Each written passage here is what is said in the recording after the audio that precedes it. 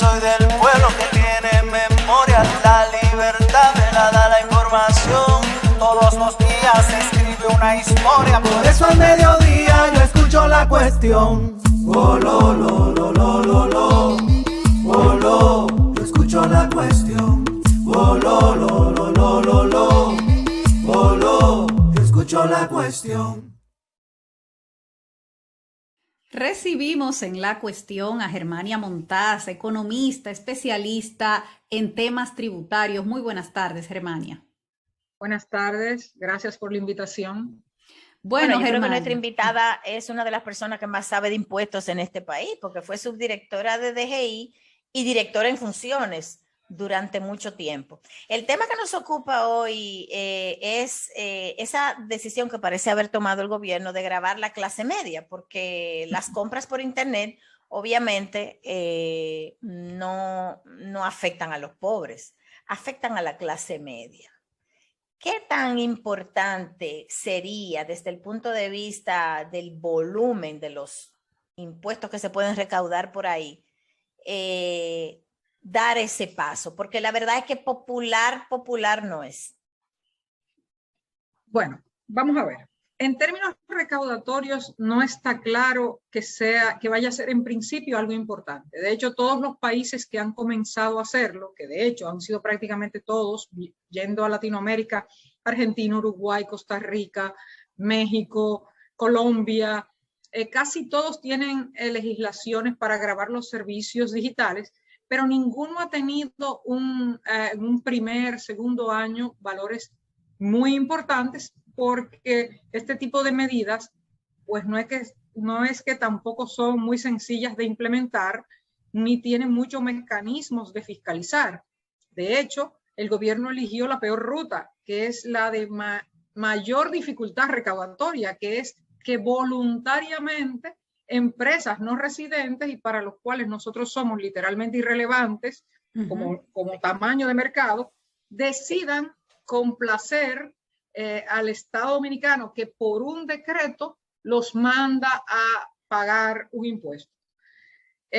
Yo no tengo expectativas de que sean muy importantes las recaudaciones, pero ojo, tarde o temprano hay que tener una legislación para gravar los servicios digitales, porque se han convertido en una parte importante de la economía, y entonces si no se grabaran, pues el resto de los contribuyentes tendrán que pagar cada vez que se diga que la economía crece y los ingresos tributarios no tanto. ¿Por qué? Porque una parte de la economía proviene de esos servicios digitales. Bueno, vamos a ver, Germania, para que nuestra audiencia entienda, estamos hablando de servicios como Amazon, de servicios como Netflix, Spotify, Uber, Airbnb, son todas plataformas de mucho uso, muy populares en la República Dominicana, y hay información que no está muy clara de cómo se pagaría esto. Yo tengo que pagarle directamente esos impuestos a la DGI, lo tiene que pagar la plataforma. ¿Cómo funcionaría eso? Según el reglamento, el borrador de reglamento, pues de lo que se trata es de que la empresa que está en el exterior se debe registrar en una aplicación, en un servicio virtual que dispondrá la DGI, para que ellos reporten el ITEVIS cobrado. Por eso es que es un poco inexacta, por decirlo de alguna manera, la información de que el consumidor no pagará, porque se confunde. El consumidor no pagará porque no le tocará directamente hacer un trámite de pago, pero al final el consumidor será el contribuyente de hecho, porque a quién le va a cobrar el proveedor del servicio. O sea, el resultado de esto es que la plataforma digital te va a aumentar ese ITEVIS que tiene que pagarle a la DGI. O sea, Amazon te va a aumentar ese 18%, Uber te va a aumentar ese 18%. Al final el consumidor es el que lo va a pagar. Como todos los impuestos al consumo, porque si tú vas a una plaza comercial o vas a una tienda a comprar ropa, pues quien paga el ITEVIS es el que compra, ¿verdad? Independientemente de que el vendedor es el obligado tributario o el contribuyente que tiene obligaciones de acopiar la información, acopiar el dinero y declarar ante la DGI. Esa es la lógica de los impuestos al consumo. Entonces, nunca se habla de que el contribuyente es el consumidor porque la ley no lo establece como contribuyente, porque el contribuyente está asociado al que cumple una obligación con la DGI o con el fisco. En este caso, obviamente lo paga el consumidor, como cualquier otro impuesto al consumo, pero no es el que hace el trámite directamente.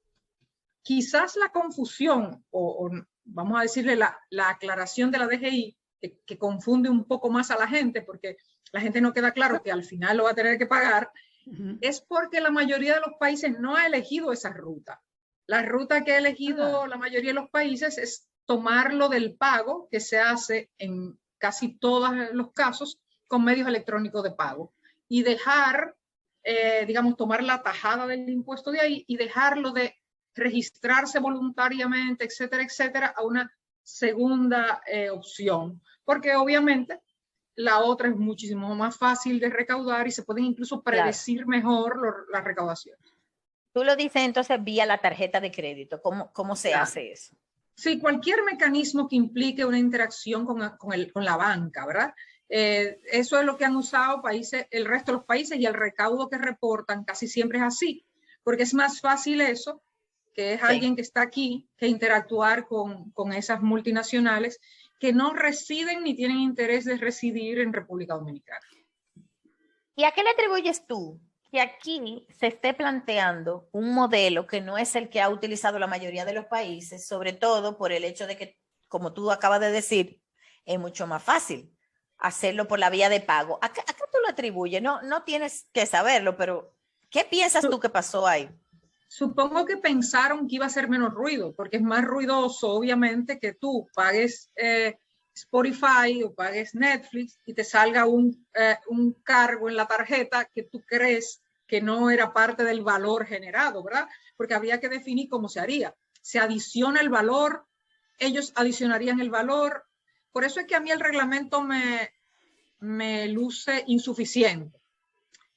Hay dos posiciones sobre este reglamento. Todos los países que yo conozco han modificado la ley para introducir los cambios que se requieren para entender incluso lo que es un servicio digital y lo que no es un servicio digital. Por ejemplo, tener una tiendecita que vende bizcochos en Instagram, colocarlo, eso no es un servicio digital. No. Porque tú no haces nada digital, excepto que te muestras en una plataforma digital, como cualquiera. Lo anuncias, pero al final el cobro se hace con una tarjeta de crédito que no es un medio de pago convencional, o una transferencia que es un medio de pago convencional, y el bizcocho te lo llevan a tu casa. Entonces, claro, esa diferencia entre lo que genera un impuesto porque el bien o el servicio está grabado y ese costo de la intermediación que significa el servicio digital no está claro. Te pongo un ejemplo. El transporte de personas en República Dominicana es un servicio exento. De manera que nadie paga por usar transporte de personas. Ni taxi, ni carro público, ni metro, ni nada está grabado en República Dominicana. Ahora, como está la ley. De manera que a Uber lo que le cobrarán, si le cobran, no puede ser el transporte porque ni siquiera lo provee un tercero. ¿Le cobrarán sobre qué? Sobre la comisión de intermediación, ¿correcto?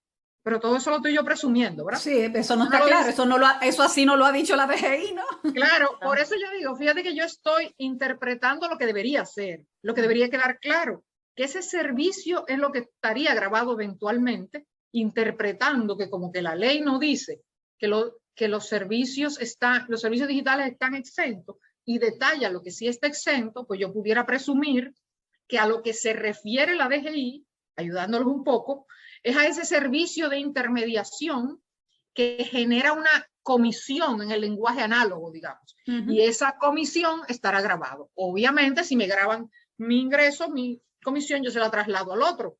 Eso es lo que es la vida real. Pero supongo que, estoy suponiendo demasiado, ¿verdad? Pero el reglamento es insuficiente y hay que suponer mucho. Precisamente por cada una de estas cosas es que la mayoría de los países lo hacen por ley. Yo tengo una pregunta, ya viéndolo en términos prácticos de cómo sería que esto va a funcionar, porque hay otra cosa que no me queda clara. Imagínate que una empresa, nosotras mismas, Patricia y yo, nuestra empresa, necesita comprar unos equipos y lo pedimos por Amazon y pagamos el 18% de eso que pedimos por Amazon, ¿nos van a dar factura con comprobante fiscal? No, no lo pueden establecer. Por eso muchos países establecen con esas empresas algún mecanismo para que tú puedas usar el crédito. Tampoco eso queda claro. Porque el reglamento tú lo lees y a pesar de que no excluye la relación B2B, o sea, negocio, ¿verdad? Sino que parecería cuando tú lo lees que está hablando de consumidor-negocio, ¿verdad? B2C, que es el tipo digamos, de comercio electrónico. Tiene que tener una solución de cómo yo, que ahora voy a pagar ITEVIS, por ejemplo, tú lo pones como un bien, pero yo te lo pongo como un servicio. Yo contrato mi backup de mis datos como empresa en la nube. Exacto. Me va a dar Dropbox u otra de las plataformas que almacenan datos. ¿Cómo yo voy a decirle a la DGI, mira, entonces este 18% que me está cargando aquel, ¿cómo yo lo deduzco? Eso no lo dice ellos. Claro. Crearán alguna forma, pero no lo dice el reglamento. Si van a hacer un reglamento, ese es el tipo de cosas que debería quedar suficientemente clara. ¿Cómo la empresa entonces utiliza ese crédito? Porque el ITEVIS es un impuesto con técnica del valor agregado, que lo que quiere decir es que yo cobro, o sea, cobro el impuesto a quien le vendo, le presto el servicio, y a mí me cobran el impuesto cuando me prestan bienes o servicios, ¿verdad? Y lo que yo pago es el neto. Esa técnica de netear lo que yo cobro y lo que me cobran es una técnica del valor agregado. Eso me lo estarían rompiendo si no me dejan usar como crédito este valor porque no está transparente. O podría ser que la DGI me diga, no, yo voy a crear un mecanismo para eso, pero ¿para qué te reglamento? Debió haber quedado claro en el propio reglamento. Conversando con la experta en temas tributarios, Germania Montaz. Y ahora vamos a hablar sobre la norma 04/2022 que fue pospuesta por la Dirección General de Impuestos Internos después de que los médicos brincaran, ¿verdad? Pero estamos hablando del régimen simplificado de tributación que afecta a mucho más personas además de los médicos. Germania, para atrás, para adelante de la Dirección General de Impuestos Internos con este tema del régimen simplificado de tributación, el RCT. Originalmente la DGI implementa la norma o emite la norma con el fin de corregir lo que ellos entienden que es una distorsión del decreto. Ahí comienzan las cosas a estar mal, porque por una norma corregir un decreto era más fácil decirle al presidente que modificar el decreto en ese pedacito. Pero bueno, se fueron por emitir una norma. ¿Qué es lo que hace esa norma básicamente? Decirte que cuando tú tienes un salario, por ejemplo, ¿verdad? Y otros ingresos y estás acogida al RCT, la exención contributiva que te aplicaron, o sea, el monto del ingreso no gravado o el salario exento o algo por el estilo, ¿verdad? Que te aplicaron en tu trabajo, no pueden volverlo a aplicar en el RCT. O sea que de plano, 400 y tantos mil pesos al año que tú tenías exento en tu salario y luego te permitían utilizarlo como una deducción adicional en el decreto, fue eliminado. Tú pasas a tributar sobre 400 y tantos mil pesos más, ya. Eso tiene varias formas de verlo. ¿Está bien o está mal que se aplicara 2 veces? Bueno, el régimen simplificado de tributación es un régimen de rentas presuntas. ¿Por qué presunto? Porque es supuesto. Tú tienes un ingreso y se está presumiendo, suponiendo que tú tienes una parte de ese ingreso que tú gastaste para generar el ingreso que yo te voy a gravar. Entonces lo que dicen es, el decreto lo que dice es, como lo decía el PCT anterior, el 40% de eso yo supongo que tú lo estás gastando para generar el 100%. Para generar el millón de pesos que tú estás declarando, los 2 millones, los 3 millones, pues tú el 40% lo gastaste. Y el decreto actual, el que sigue vigente, dice, además puedes también utilizar tu exención contributiva aunque ya la hayas utilizado, que es un mecanismo adicional de deducción. La actual administración dice, no, eso es 2 veces la exención contributiva, eso está mal, lo quiero quitar. No modifica el decreto, modifica lo otro, y todo el que ya había, a lo mejor hasta guardado, el dinero a pagar de su régimen simplificado de tributación que correspondía a los ingresos del 2021, se ve entonces a decir, pero yo que guardé 5.000 pesos, ahora resulta que voy a pagar 8.000 y nadie me dijo nada. ¿Por qué no lo hicieron antes de que terminara el año o por qué no lo dejaron para el año siguiente? Y ya yo este año, aparte de protestar, guardo la cantidad que corresponde para pagar en el 23 sobre mis rentas del 22. Por eso lo posponen, porque al final los médicos probablemente le dicen, pero bueno, tú no me puedes cobrar por unas rentas del año 21 que yo estoy declarando en el 22 y cambiarme las reglas de juego cuando yo voy a declarar. No cuando no cuando el año estaba corriendo, sino ya el año terminó y tú ahora me dices que yo voy a pagar otra cosa, con otras reglas. Sí. Y quizás por eso la DGI pospone la aplicación. Cosa que le hace daño ese tipo de errores, porque entonces descalifica un poco la entidad recaudadora. Es decir, lo que parece es que si te van a poner un impuesto y un sector grita, lo quitan. Y como ya eso pasó con la placa de los vehículos, tú sabes, como que desvaloriza un poco la autoridad que debería tener la entidad recaudadora. Ha pasado porque, por ejemplo, las medidas introducidas en el presupuesto del 2021, porque se protestó por una, se quitaron todas. Porque se protestó básicamente por el tema de comercio electrónico y de cobrar sobre las tarjetas de crédito y ese tipo de cosas, pero nadie protestó por alguna que hasta buena eran. Por ejemplo, había un impuesto a las ganancias extraordinarias obtenidas por sectores beneficiados en la pandemia que se quitó y nadie protestó por eso. Sí, porque la gente no sabe bien y lo que hace es que grita cuando oye que... Pero entonces también la autoridad debería de separar las cosas, porque la mayoría no domina estos temas. Ahora, una pregunta, Germania. Con esta norma, ¿no pierde sentido el régimen simplificado de tributación? Porque digamos que el incentivo de tú como trabajador autónomo de entrar en ese régimen es, bueno, no tengo que guardar factura de cada cosa que yo compre, de gasto en el que yo incurra, porque ya de por sí el 40% se presupone que son gastos para yo poder generar lo que estoy recibiendo. Se dejó el mismo 40%. Lo que se cambió fue la posibilidad de utilizar la exención contributiva, que era equivalente a decir que yo te aceptaba un 45, por ejemplo, por ciento. Aquí lo que te están diciendo, te quito la exención, con eso, en la práctica tú tenías un 40% más, un poco más.